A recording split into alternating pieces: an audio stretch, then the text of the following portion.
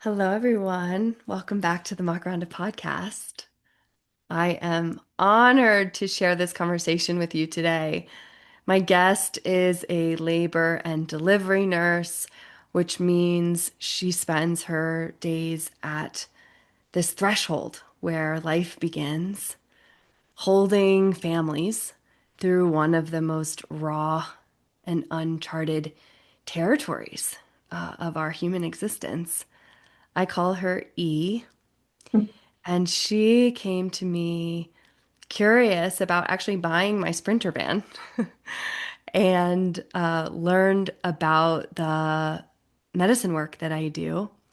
And it has unfolded from there to being one of the most meaningful relationships in my life. This is a story about how our work together has evolved, how E found her way into psychedelics and expanded states of consciousness, and how that experience has shifted the way that she shows up for her patients and has expanded what her dream life can really be. Mhm. And I'm thrilled to have this conversation with with her today and to share it with you. Thanks for being here. Thank you for having me. This is very exciting. So exciting. All My right, first so podcast. yay. Okay, so should we start from the beginning of how we met? Let's run it back. Great. So we were at a party. hmm My friend invited me, and I think you were the only person I talked to all night. You were definitely the only person I talked to, and I almost didn't go to the party because I had just worked a night shift the night before, and I was going via a friend of the mutual friend, and she was like, "Just come." Who I think she even said, "Who knows who you'll meet?" I was new to Boulder. Who knows who you'll meet? Just come and hang out, have a beverage, talk to some people, and I'm so glad I did. I Changed my life. know. Absolutely. And Yeah. and you were just I remember going and my husband didn't want to go and I was like, "Well, I should go." I also didn't really want to go. It's like putting yourself out there. Sometimes you're like, "Oh," but I just knew that I was going to find a client. Yeah. I said it. I'm like, I'm going to find a client and it was so organic Yeah. and Definitely. so natural and it just made so much sense that you were the one who I met. Yeah. And I loved how we started our conversation. We just started chatting. I think we were both plopped by the snacks and we started chatting. And we started talking about, I think we had talked about you selling your van, which is what initially drew me in, Black Beauty. Right. Uh-huh. But then we started just introducing ourselves. I'm a nurse, I'm a therapist. What do you, and we started talking about our lives a little bit. It was very organic. And I believe I remember saying, do you know much, or do you know much about psychedelic therapy? Are you in that? I'm kind of interested in that. I keep hearing about it. And then that was like, okay, we've now leveled up into this new threshold of like, let's talk about it. This is what I do. And Yeah. that was when you had introduced me to the Earth Circles, and I think there was one coming up in the next month or so. Uh-huh. Uh-huh. And so I was interested in that, but also nervous about that because I had no idea what that entailed. And I wanted to see Black Beauty. So it was there was two, pieces on my mind there. Um, Mm-hmm. and I remember coming to see Black Beauty, and that was really, I mean, such a beautiful experience to see and hear you talk about the journey with Black Beauty and what you and John had put into and all the experiences you had. And I just could see, I think we were both tearful just talking about really what Black Beauty meant to you. And at that point, it wasn't the right time for me to buy a Sprinter van. And then we started talking about the Earth Circle, and it was like, okay, no, this is why I'm actually here. That, I mean, I didn't even realize it at the time, but it just completely organically turned into this different conversation of this this next thing, which was working together in this way. And Hmm. yeah, that was the snowball effect of it all. Hmm. Hmm. Yeah, beautiful summary. I mean, I remember you saying at the party, yeah, I'm curious about psychedelic therapy. And I said, well, that's what I do. Yeah. That's my world. What do you want to know? Let's talk about Yeah. it. I'm obsessed.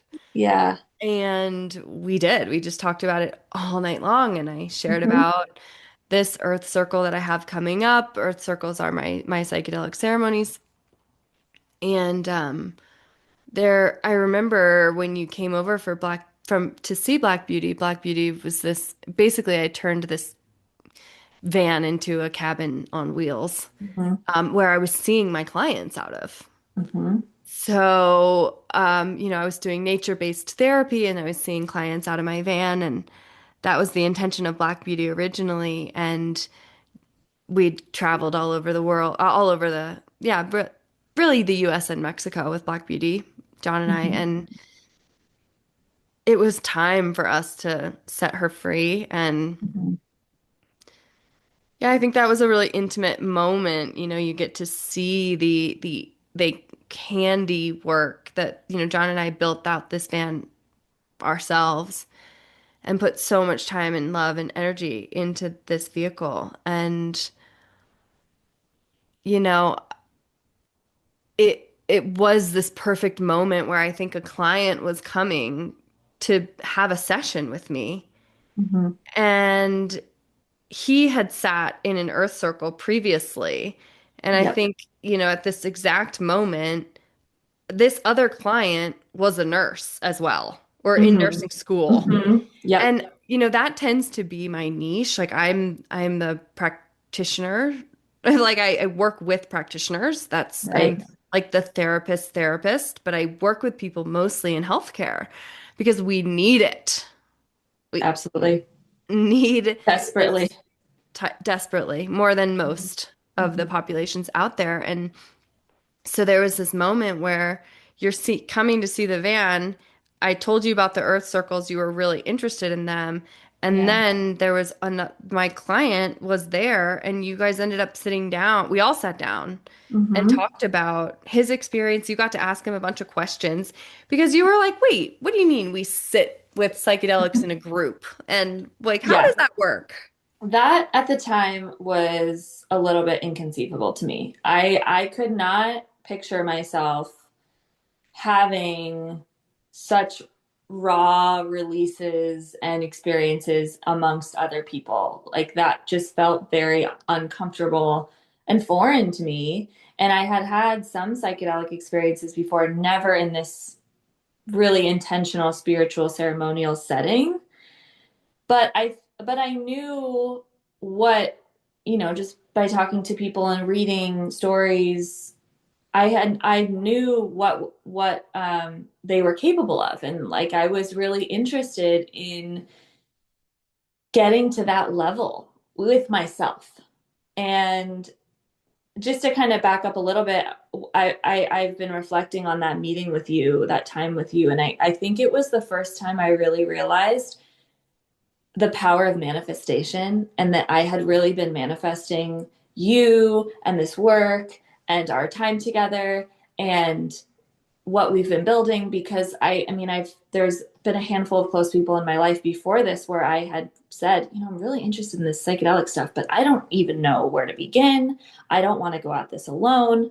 And I had been speaking this out into the world, and then I meet you. And so then to have, you know, being at your house and talking about the Earth Circle, and then serendipitously having your other client over to ask him questions was really powerful too, because it gave me not only answers, but it reminded me, oh, there's nothing to be afraid of. There is nothing to be scared of, because this is what you've been wanting forever, this type of work. This is really what you've been reaching for. And Well, this is what I just was about to correct myself. This is what I've been reaching for a yes. long time without even really being conscious of what it was. Uh-huh. And yeah, what a blessing to have your other client there to just help me, to remind me of what I already knew Hmm.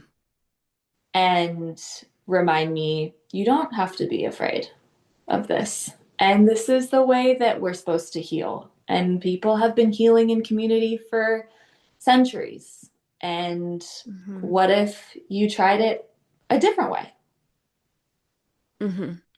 Versus trying healing one-on-one in a Mm-hmm. clinical setting, you and one other person focused only on you. I mean, I think that's really where the group medicine work shifts is we remember that we're a part of a community and that we're all healing together. Absolutely. And that actually there's so much more richness that I find Yeah. in healing with other people and being in these ceremonies together because somebody shares something in the preparation that really impacts your journey. Somebody's Yeah. going through an experience where they're shaking and they're crying and they're moving the energy and it helps release something in someone else. Yeah. There's this field that gets created, especially in a safe way, a safe group, with the appropriate boundaries and so on. That Right. is a huge part of what I've worked many years to create. Mm-hmm. And I believe in the one-on-one work for sure as well. I think there's a time and a place for that. And we had that later. We Um, did. Yeah. but to begin, and it takes a lot of courage to allow yourself to be seen and vulnerable with a group Yeah. of people that you don't know. Um, Yeah. and I believe there's magic there. There is. And we'll talk more about it, I'm sure, later. But the way that you've set up this environment is is created for just a safe release. And Mhm. not all, I think it's important to mention not all communal healing circles are created equally. No. And what you've created and why I keep coming back and why I would recommend it to anyone searching for this work and to explore themselves is because what you've created is safe and communicative and um, there's a reverence to it that is just really unique. And so I just want to name that too, that um, this is something unique. Mm, Yeah. thank you. Yeah. Yeah, I've tried this work in a lot of different ways and I really landed on this iteration. And if Mm-hmm. people are more curious about the ins and outs of the Earth Circle, feel free to reach out to us. But Absolutely. I think that yeah, I appreciate the kindness and the awareness of what we're doing at the Makaranda method and how unique it Mm-hmm. is. And I think it could be interesting for you to share if you're open about your first Earth Circle experience. Sure. Yes, I'd love to. I really feel my first Earth Circle experience was the catapult into this work. And I mean, it was a lot in the best way and the exact way that I needed it to be. Um, I mean, I took the highest dose of medicine that was offered, which in that moment felt really right to me. And I would never regret that. It was exactly what I wanted and needed for my first ceremony. And I remember feeling really nervous and also really ready. And I had started and done a lot of the prep work, and a lot of the prep work was new to me, dieta and meditation and these grounding practices that we talk about before ceremony were it's also part of the secret sauce, and we can talk Mhm. about that too. But I really appreciated how intentional it all was. It wasn't just, okay, let's go, let's do a ceremony. There's really intentional prep work, and Mhm. I appreciated that. Yeah, and I remember feeling there was a lot of movement. There was a lot of physical movement and shaking and dancing and just, I mean, what I know now is that that was energy that needed to move through and out my body that was stagnant in my body. And there were moments where I met my cat from my childhood. I believe he welcomed me into my first ceremony, which was really special. I connected with my ancestors in a way that I never have. I saw beautiful things. I really released myself of pressure and guilt and shame in a way that in a kind way that I never have before. I remember having a moment. I think your sister was there, um, where she was sitting next to me. Or no, it wasn't your sister. It was someone else. But either way, I had someone helping me through this experience, where I was remembering that I actually didn't have to carry trauma or hardship that was passed down to me through the generations. I had never even had that realization before. I had never even understood that that's what was happening. Mhm. And yeah, I remember crying a lot the next day, not necessarily of sadness, but just of the continued release that happens via the medicines, and feeling extremely impacted by what the medicine was able to show me and how I was able to connect to myself in a way that I never had before. And I remember feeling I'm never going to be the same. And in some way, I have to keep exploring this work, because if it's helping me in the way that it's helped me, I can't imagine how much it's helping other people. And it was like the surface had been scratched, and I just wanted to know more and learn more and be a part of it in some way, for myself and for others. And as a nurse, as a practitioner, as a healer, this was the door that had cracked open.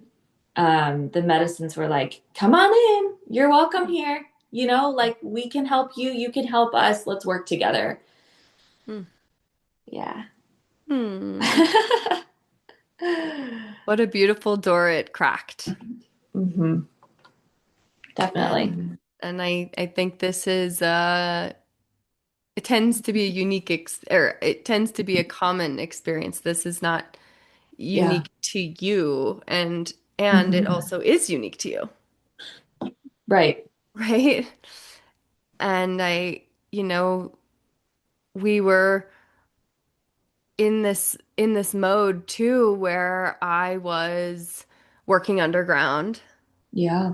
and it was, luckily now I'm able to do this work legally because I live in Colorado, and Hmm. there's more possibility within the psychedelic landscape. For those who don't know, I mean, I started this practice in 2018, and I dedicated my life to working underground because of the transformation that I saw day in and day out with my clients. It's absolutely like I am in the practice of supporting people and unlocking miracles. What you are speaking to, E, is truly a gift of miracle making. Hmm. Letting go of ancestral ties that aren't yours anymore. Hmm. Moving through and letting the energy leave your body. I mean, I remember you did not stop moving the entire ceremony. I mean, I was like, "Can you try to sit still?" I I asked couldn't. you to, and you were like, and you were like, "I can try," and then you were just bouncing. And I think your Yeah. cat came through because you were with my Mhm. cat. I was with Michael. Yes, I You were was. like petting him the whole ceremony. It was so sweet. He was very attentive to me. And I mean, he was attentive to everyone because that's what he did. Hmm. But he was there next to me for a long time, and he provided so much peace and just a like protective, grounded energy that I just felt safe being around. Mm, Yeah. yeah, that brings tears to my eyes. Yeah. Yeah, Yeah. my little medicine cat. He's Truly. such a gift. Yeah, he is and was. Hmm. Truly. And so then, you had the integration post Mhm. circle. You had all these realizations, and then you just said, "All right, now I want to keep going." What's next? Yeah. Yeah, and we had some conversations about what could be next. We could just continue working together, simply doing the Makaranda method, Hmm. or you had started some new unique program, a Hmm. mentorship that you had never done before that you felt called to, and that would involve weekly calls. Well, I think we were in person because I lived in Boulder at the time. So weekly one-on-one sessions, and then monthly, we called them adventures with some sort of medicine, or just, and they were intended to be more in-depth, extensive discovery. And it was really like it was structured, but it was still fluid.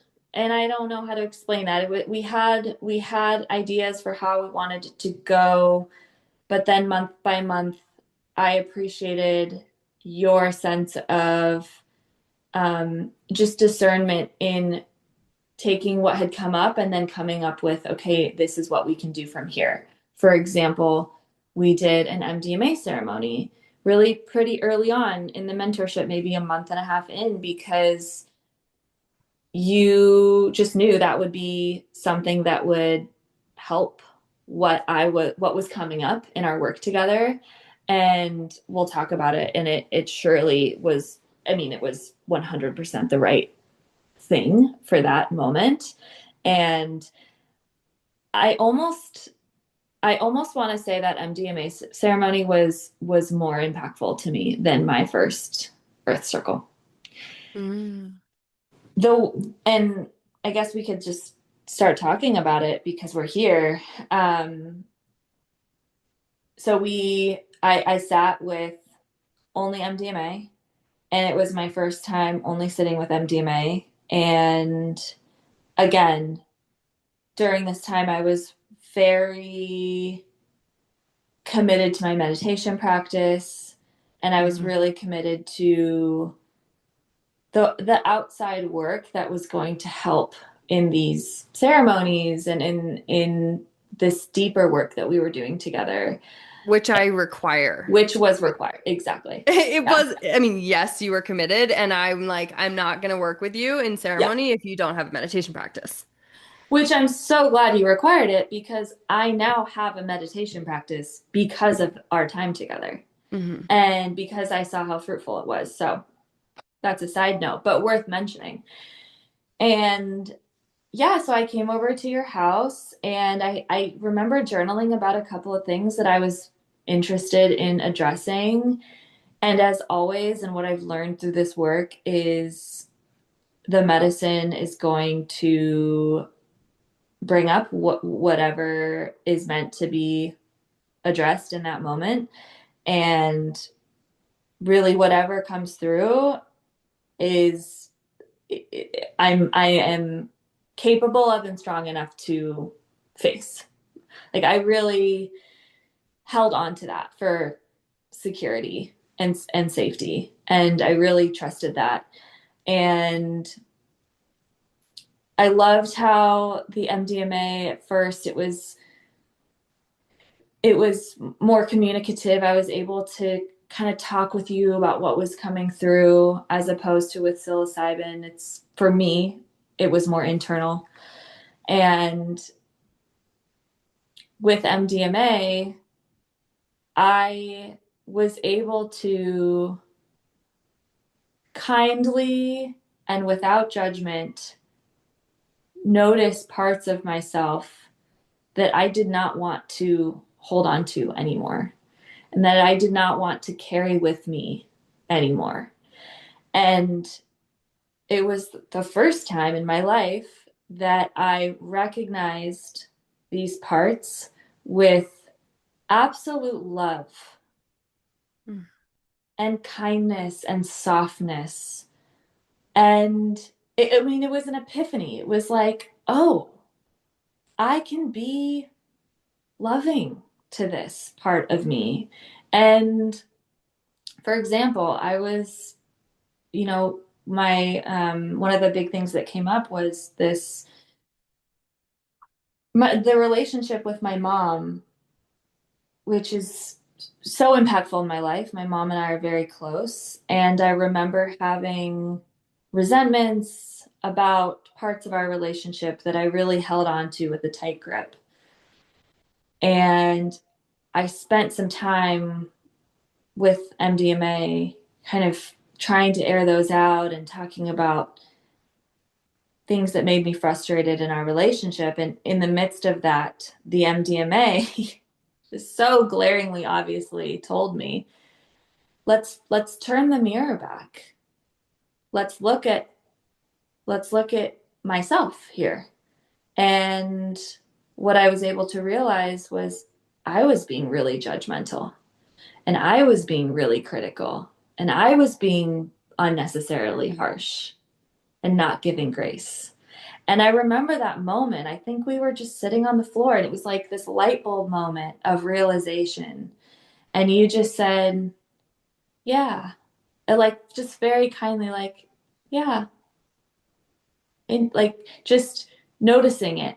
And I was so grateful to the medicine and to myself for having just the understanding to yeah, just for having the understanding and the awareness. And I can honestly say from that moment on, I am no longer judgmental of my mom. I am not critical or of anyone. I try really hard of anyone. Like the experience was in relationship to my mom, but really it was a it was the bigger picture was my relationships to other people as well. Mhm. And yeah, it was one of the most impactful moments of my life. And the way that I've integrated that experience um, has been just noticing when those judgments or criticisms come up, kindly just saying, that's not who I want to be. And I don't have to be mean to myself. I can just move forward with kindness and love. And I'll also say, too, in that experience, the mirroring that's happened with my mom and I has been incredible. And what I mean by that is because I am no longer judgmental or critical, there has been just a process by which we're and feel free to add in on this because I think sometimes it's hard to explain this mirroring concept, but um, the relationship has just gotten so much better because we both have kind of elevated it together. Even though my Oh, mom wasn't even there for the ceremony, she didn't witness that experience, and yet we've been able to level up in our relationship. Hmm. Yeah. I mean, what an absolute gift. Truly. And I will say, we did a ton of preparation work to Yep. support you in knowing that you wanted to come in and work on your relationships. Yep. And that's also what the one-on-one guiding can do. I Absolutely. was I was asking as many questions as I could to help you start to see yourself. Hmm.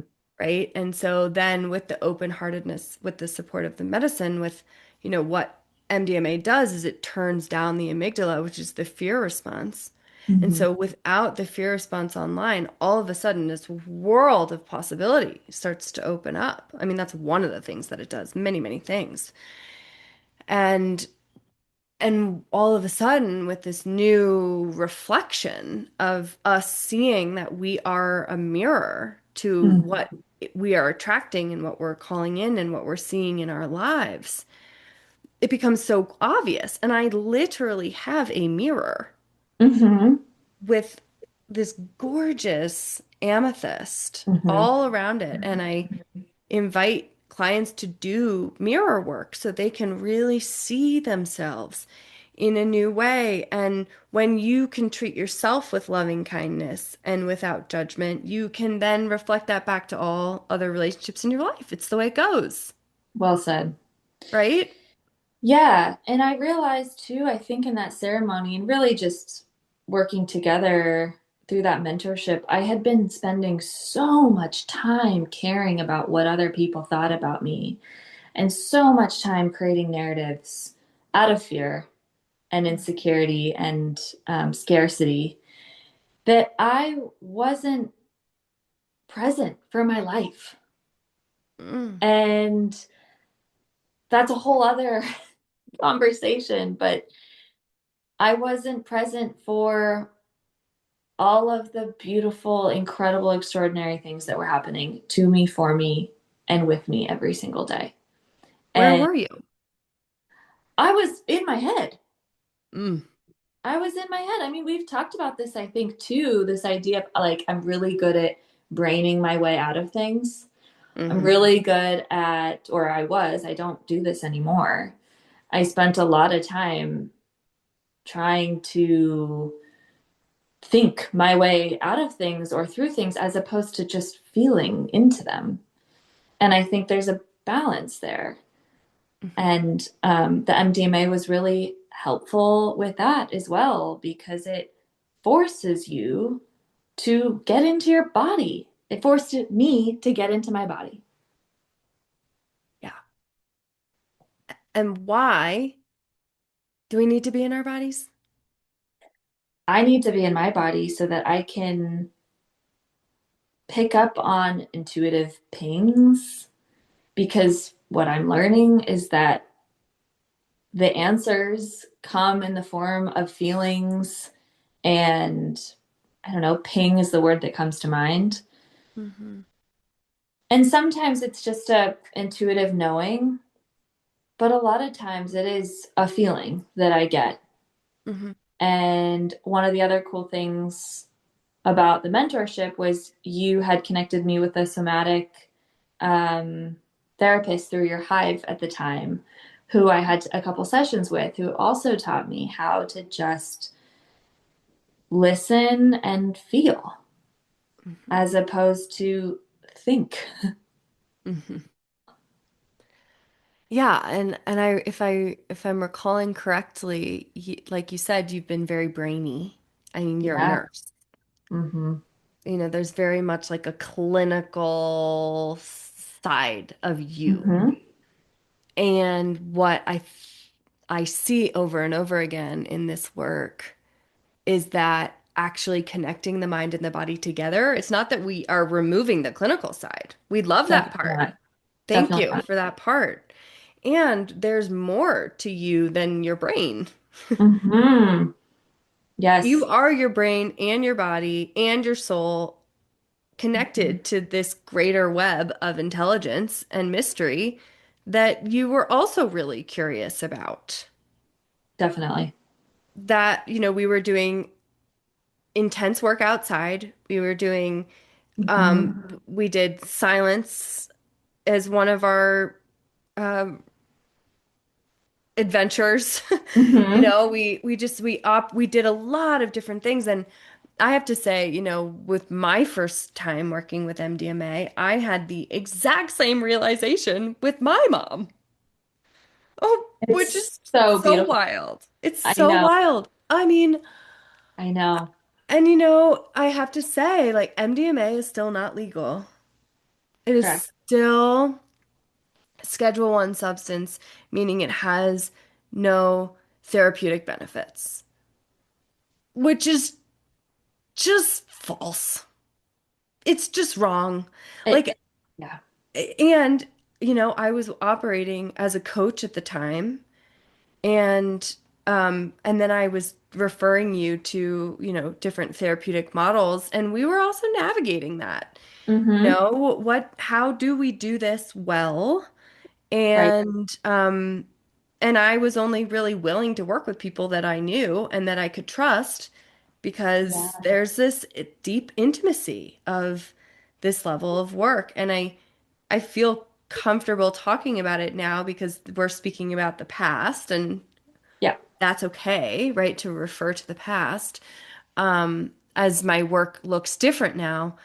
And whatever I can do to help move the needle forward on making MDMA a possible tool to use therapeutically, hands down, it moves the needle the furthest from what I have seen in my clinical practice.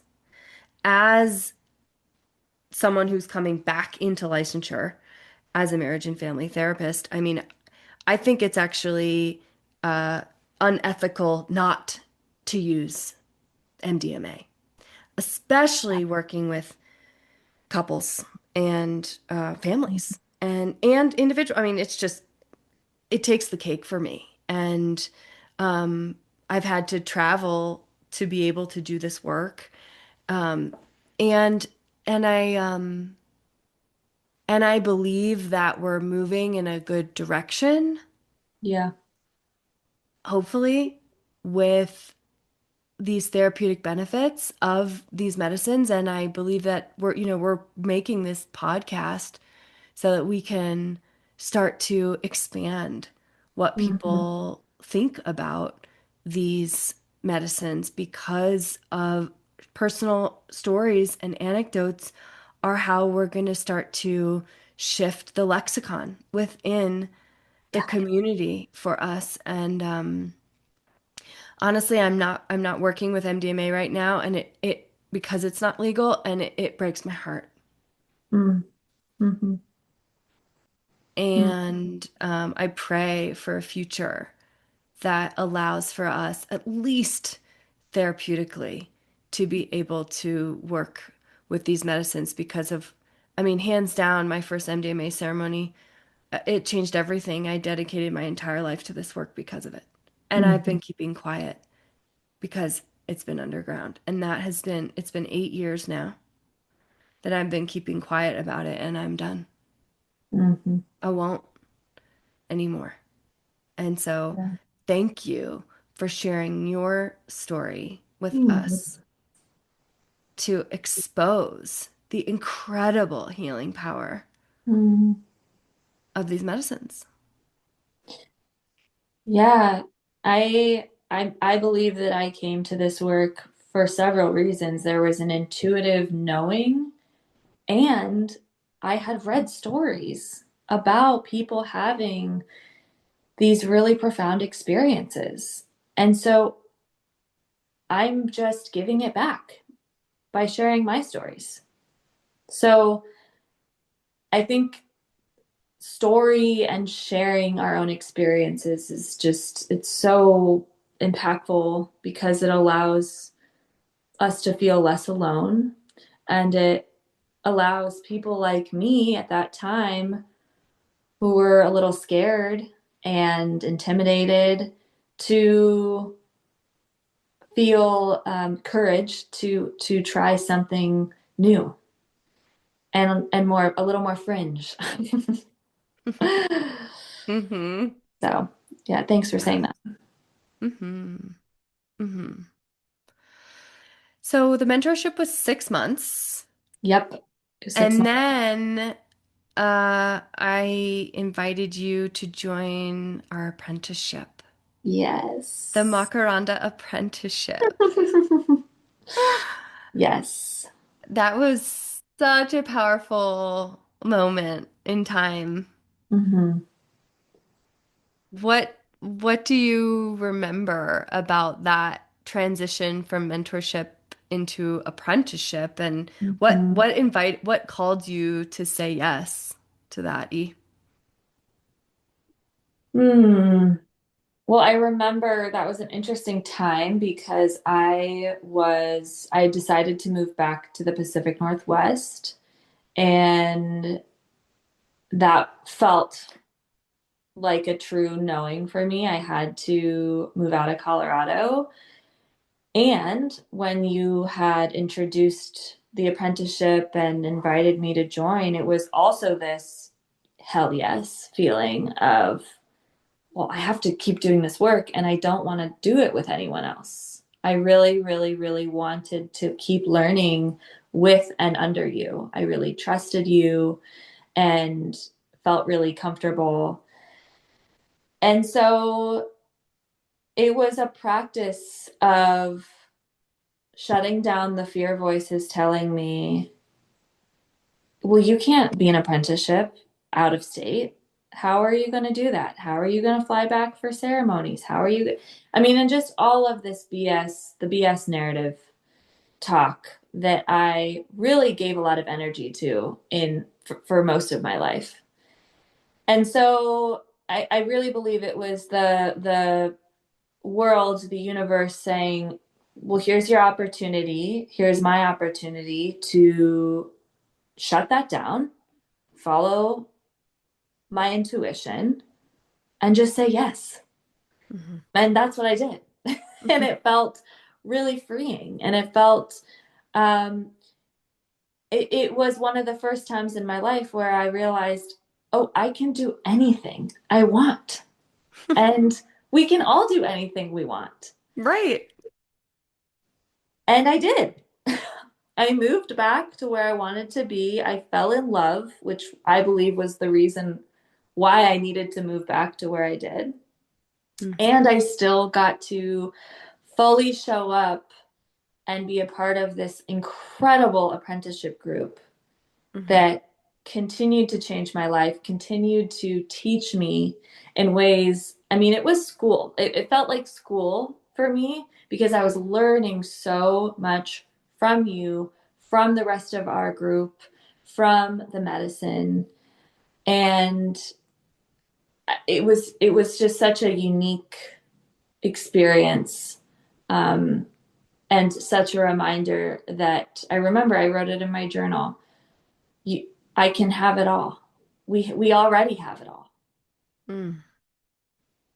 Hmm. And how grateful can I be to just be present with that concept of just reaching for the stars and getting and getting it. And that gratitude piece is the most important piece. I don't want any of it if I can't show up with gratitude and love. And I've learned a lot of that from this work as well. Yeah. And the intuition piece. Mm-hmm. I mean, that was one of the biggest things that you were struggling with when we first started our work together. Just Oh my, hearing this reflection from you right now, I know. I am just bouncing off the walls over here because Yeah. you were so much in a place of, I don't know. And I mean, the amount of times that you used to say, I don't know, is Mm-hmm. out. It's just so many. And now hearing you say, I know I need to move back to the Pacific Northwest. Something will happen there. I'm being drawn back there, and you're also being drawn to join this group that's happening in Colorado. Mm-hmm. And and you choosing to listen to yourself so fully Mm, was the integration absolutely. of all of the things that we had been working on in the Earth Circle to the Mm. mentorship and now to this apprenticeship. And the apprenticeship came, a little background, a woman who sat in an Earth Circle came to me and said, Eleanor, I want to learn from you. I have to learn from you. Whatever it takes, create a group. And, this is what I want to dedicate. She wanted to dedicate her life to it. And I was like, look, I get it. I mean, that's exactly what happened to me. Hmm. And I said, okay, well, first of all, I went through all the thoughts of like, well, but a lot of this work is illegal, and how am I going to do that? And I've only been teaching this for, 6 years. Who am I Hmm. to start teaching a group of women how to do this work? And I worked through all of that and realized also that that life presents us what it is we're here to look at, and then we get to decide whether or Yeah. not it's right for us. And I just reached out. I reached out to you. I reached out to several other women, and the group formed immediately. Hmm. It was the most natural evolution of a program besides the mentorship. But this Mm. was another layer. Yeah, It definitely. just unfolded with such ease. And I just thought, okay, well, I'll listen Yeah. and I'll call together people who can support me in creating this program. And this was right around the time of um, psilocybin becoming legal Hmm. in Colorado and some of these training programs starting to come online. Hmm. In Colorado, we live in a really psychedelic, open, like we have this Natural Medicine Health Act, Hmm. thank God. And there was this perfect moment in time where people needed more experiential learning. Hmm. And you were ready to go deeper. And so I Yeah. created this year-long program, and we would meet every other week for an hour and a half, and I would teach a lesson Hmm. based on the way of the Earth Circle. Hmm. And then we met every other month for a ceremony as a Yep. group. And we still meet every month. Hmm. We're this super tight-knit lineage Yeah. that has formed. It's so cool to hear you reflect on how it all came to be, too. And I think you hit the nail on the head with why this specific program is so unique is because of the experiential learning. I mean, we had 6 circles together, some of which we all sat in, and some of which we helped you. We assisted, you were the facilitator, and we were observing, watching, picking up on what you were doing, and you were kind of guiding us and teaching us. I mean, it was just this really cool flow of teaching Mhm. and so hands on. I think it would have been one thing to say, okay, we're going to have these calls and I'm going to teach you what I do and create PowerPoints. And, so it's so traditional, such a traditional way to teach is just to like talk at people. And this was, no, we're going to sit with medicine and we're going to actually learn from one another and from the medicine. And I loved that the whole point was in order to learn, you got to have the experiences. Mhm. And it really was such a process of experiential learning. Mhm. And gosh, we could just do a whole podcast on the apprenticeship. I mean, I know. such an amazing group of women. We all really just connected and flowed so well together. We all brought such different talents and skills to the table too. I just loved that we all kind of came from um, different jobs and different programs and different life experiences, and we were kind of all going through different life experiences. Some had kids, some didn't. And so yeah, I thought that that really added extra texture and layers to what we were able to teach each other.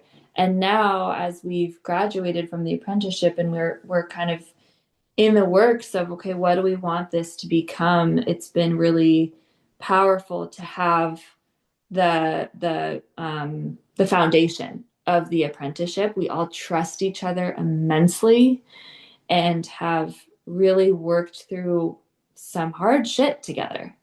Hmm. And I really could not think of other women to have processed, grieved, cried, laughed, exposed myself in a way that I have than you all. And Hmm. so yeah, I'll just never be there will never be enough words to express how grateful I am for that experience. And I'm just so glad you said yes to the calling of teaching us Hmm. too. Hmm. Yeah, thank you. Yeah. Me too. I mean, you all are my sisters. It's like Mm. and that's the thing about the medicine work too. It just exposes so much, and uh, there's a level of trust and learning about each other that is unparalleled. Yeah, definitely. And I think one of the most important and impactful times during the apprenticeship was when I actually did take medicine with everybody at the end Mm-hmm. to close out our year. That was the only time I took medicine with the group at the same level. And I remember you had this insight, Mm-hmm. and I'm wondering if you could share about it because I feel Right. that we're talking about it up here, and if we can Mm-hmm. concretely share some of that, it could Yeah, offer some story definitely. into how this work has transpired. Yeah. I had this realization. We were all sitting around and we were in it and we were talking about what we were going to pass on to our children and what we wanted generations, the next generation, to learn from us, and the power of teaching by doing and being that mirror, that example. And I remember saying something along the lines of how do we show them what we want them to learn? And then in the same breath I said, oh, by being it, by doing it. And in that in and to you know give it a concrete example of what was coming up for me in that moment was my children, my future children, will only learn love and kindness for themselves and for other people because I only show myself love and kindness. And it was simple. It was like this, it felt like my head exploded with like, ah, the angels came up and the doves were flying, and everyone in the group was like, oh my God, yes. And celebrated me in a way that felt really good. Huh. And it was so obvious. Like, of course, that's what they get to learn from me because that's how I live my life. Hmm. And I don't, I'm not going to show them, criticism or judgment or hatred. That they'll, that's not what we're teaching. That's not what I'm doing. Right. And so, yeah, I think that lesson just perfectly tied up so much for me personally in the apprenticeship and Yeah. so much of what had come up over the course of many ceremonies. Yeah. And Yeah, it resonated for all of us. it did. Yeah. And that was a unique ceremony because a lot of the ceremonies that I lead are very individual. We go Hmm. inside, we're going in on this journey, and, we have music and we have always live music. Hmm. And also, there's an opportunity to go in and there's not talking. And this last ceremony was very much like, what do we want and what are we building from this now that we have this Yep. year-long foundation together? And how do we want to co-create? And you saying your children are only going to learn from you love and kindness. I thought about that for myself because of how critical I've been of my body and Mm. of my appearance and Mm. how harsh I have been with myself. And I just thought, and I was also going through a miscarriage at that point, and I Hmm. thought, wow, I mean, your epiphany was then my epiphany, which is what I mean about this group work having such a ripple. I thought, oh my God, if I just can really love myself right now and be so kind to my body and know that my body's doing the best that she can, and that Mm. I'm in connection with my body and that I can be friends with my body. And then if I treat my body well, then my children will know how to treat their bodies well because of a reflection of me. Mm. Hmm. And they'll learn other things from other people out in the world, but from me, from their mother, from you as the mother of your children, they will know kindness and love and acceptance. And Absolutely. what a gift. Yeah. What a gift. Yeah, it gives me chills just to think about how the medicine works through us and for us. And I find myself wondering, would I have these realizations without the medicine? Maybe not. I don't know.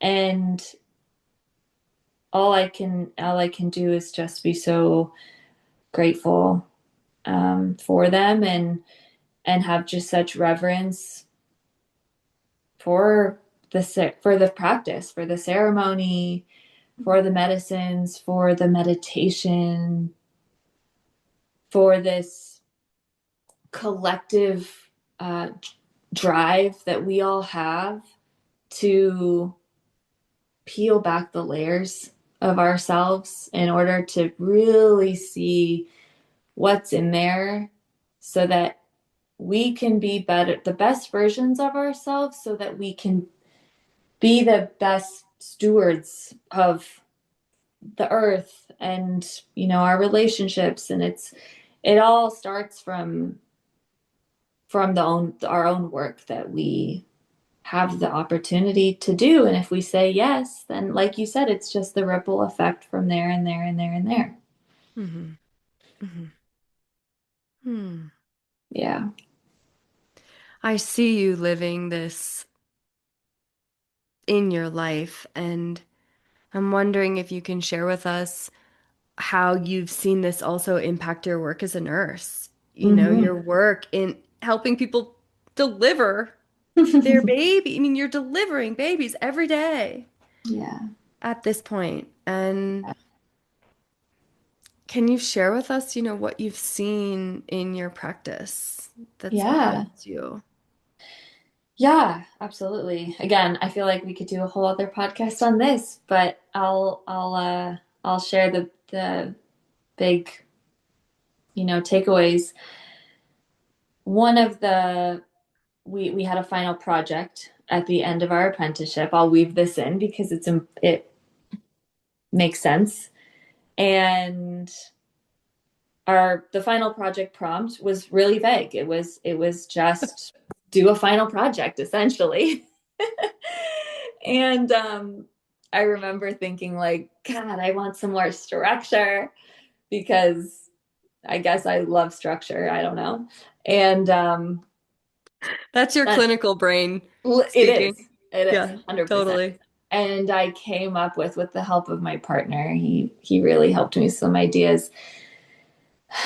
with the idea of creating the vision for my dream city clinic, basically, which I called Whole Health Clinic, which was this amazing space for people to come and get services that both integrated Eastern and Western medicine.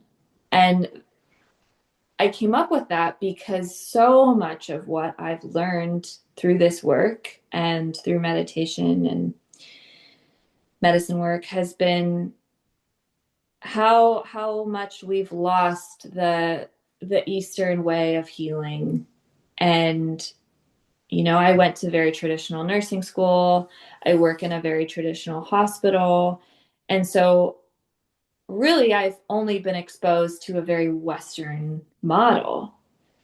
And now I dream of what healing could be like for people if somehow, and I think we're doing this in a lot of ways, but what if we were able to combine both for people and hold both? Because I really believe in my heart that there are immense benefits to both models. I never want to say it's this or that, black or white. I don't believe in that. And so I took that idea and ran with it with Whole Health Clinic. And it was just this launching pad for me of ideas and, brainstorming and dreaming and creating pictures and services. And I think eventually I do want to go back to school to maybe be a nurse practitioner or somehow advance my practice so that I could run a clinic like Whole Health Clinic. I Yeah. mean, that project was a manifestation. Hmm. It is a manifestation of what I want to give to people. Hmm. And yeah, I just think as as I'm reflecting on so much of what I've learned in the mentorship and the apprenticeship, and now we're working together in the lineage, and I have all these ideas. I'm working now in a nurse coaching role that allows me to, once I get licensed, which is coming, will allow me to really sit with people and help them navigate their health challenges. I'm not prescribing medicine, I'm not giving them advice. I'm really just holding space for people. And I think about the meditation practice that I've built and how I'll be able to introduce that to people if it feels right for them. Once, again, we're still waiting for psychedelics to move in the legal system. And so that's, I think, more to come there. But I really believe in my lifetime there will be a future where I will be able to prescribe psychedelics to people as a practitioner. I really believe that. Hmm. And so all that to say, that project was just this launching pad for me to dream and envision this healing model that I believe would be incredible for so many people. Hmm. Oh my God.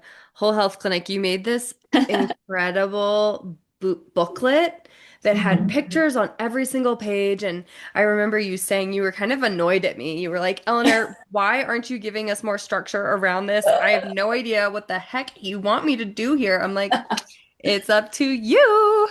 And And it was and perfect.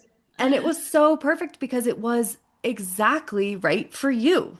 Hmm. And Yeah. it gave us all, you handed out these pamphlets and we all went through them together and you caught yourself in the limiting. Oh, well, we can't have ketamine because we need to have this prescriber here. Hmm. We can't use MDMA because that's not legal. And you just really did such a good job of taking all those parameters and just putting them to the side and Hmm. just dreaming. Yeah. And that's also we went to Mexico and worked with Hmm. LSD, and that was the entire prompt. What are we dreaming into this universe? What are we collectively and individually creating. And Hmm. in that mind expanding possibility with the support of the meditation and the psychedelics and the somatic work that I support us all with, and with your knowing as a nurse how to be in these thresholds of, you know, some of the most meaningful times of people's lives, you remaining an anchor and knowing and seeing deep within the Western medical system what else could be brought in based on this experience that you've had with the Makaranda method and the Yes. earth circles, and saying, okay, wow, there are many multiple perspectives that we can bring to the table here. And Mm. you really brought that. I'm like, how do we make the whole health clinic happen ASAP? We need it. Yeah, we do. And I think that's what our lineage is doing to manifest that right now.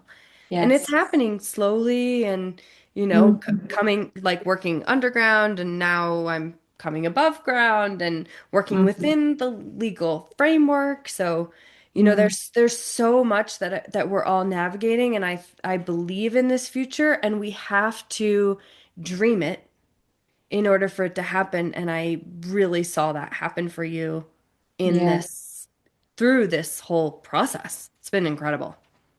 Me too. And I think that experience made me realize how many limiting beliefs I had about what I was capable of, what the world was capable of, what were, and I just love that you challenged me in that way to put the beliefs aside and just dream. Hmm.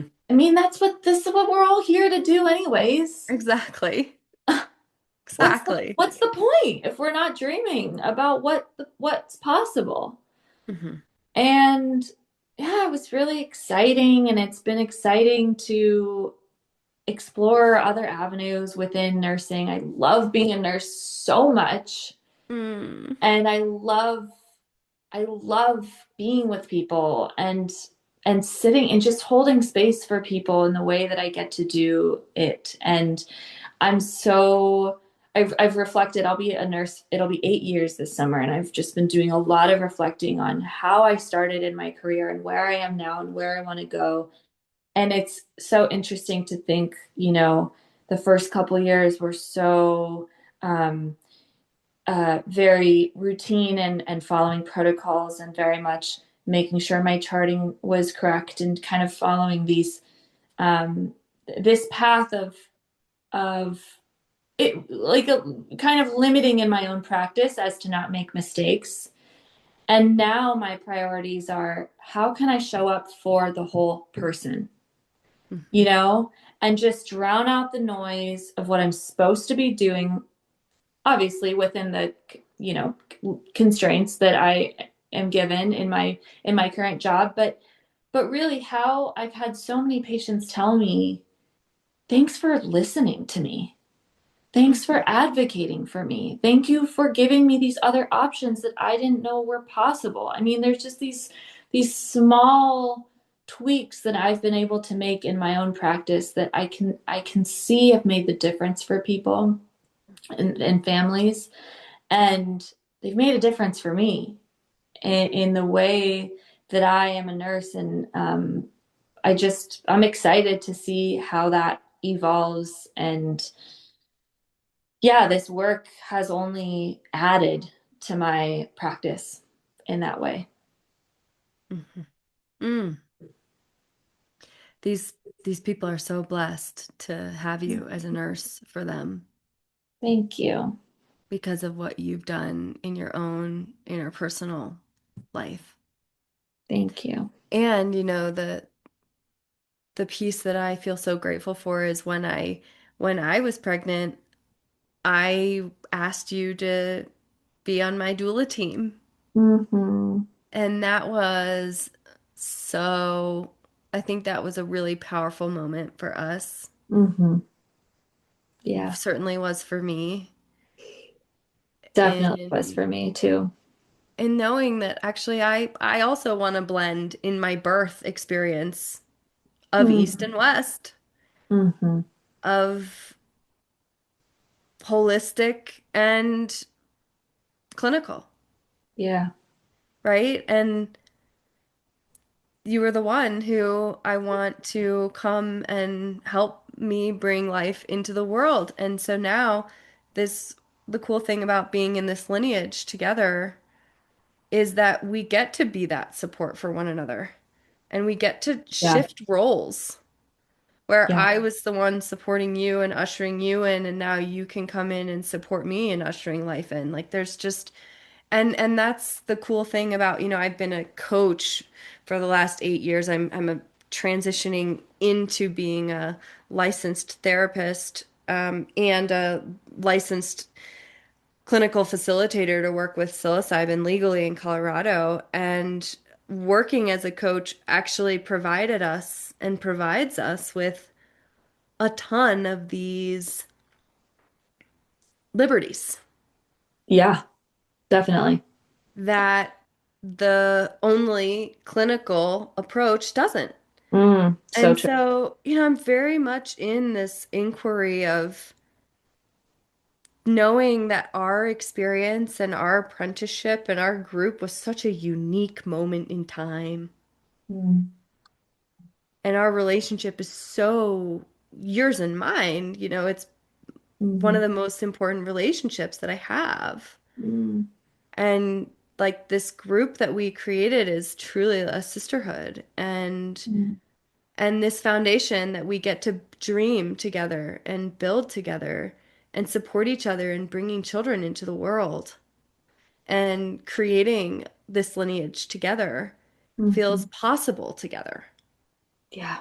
And I'm so grateful that each and every step, starting from the party to all of the spaces in between that really guided us here, I feel incredibly blessed to have a nurse on our team Mm.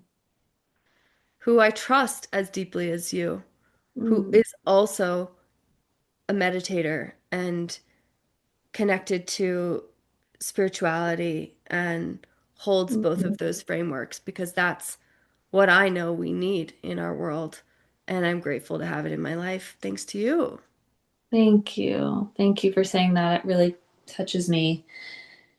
And I think I'll just round this all out by saying I believe that there is no black and white. And we get to we get to blend all of these different modalities. Like, and you've taught me that there's all of these pieces to this beautiful puzzle of healing and spirituality and exploration.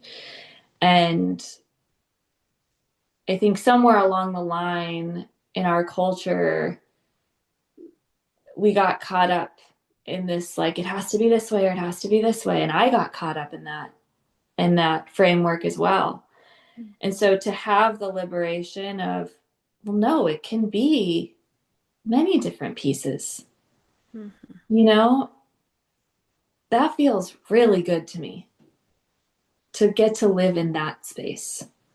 Mhm. And you remind me of this, to just be a student of life always, and to have that humility to, I have chills just saying, like, to have the humility of recognizing what I don't know and showing up anyways, ready to learn, ready to probably be a little uncomfortable, and just Yeah, share that curiosity, and to get to embrace that with all of you. What a gift. We all in our apprenticeship, we all have that student of life mindset. And I think that's what's so special. so special. One of the many reasons it's such a special group, I guess I should say. Yeah. Aw. May we all continue to be students of life, Yeah. taking that, into our days. Yeah. And that's just it. Yeah. Absolutely. Hmm. Thank you for this beautiful conversation. Thank you, Eleanor. This was such a just reflecting on everything has made me really feel full. And I'm just grateful to get to keep doing this work with you and share it with the world. Thanks for being here. Thank you for having me. See you soon. Bye.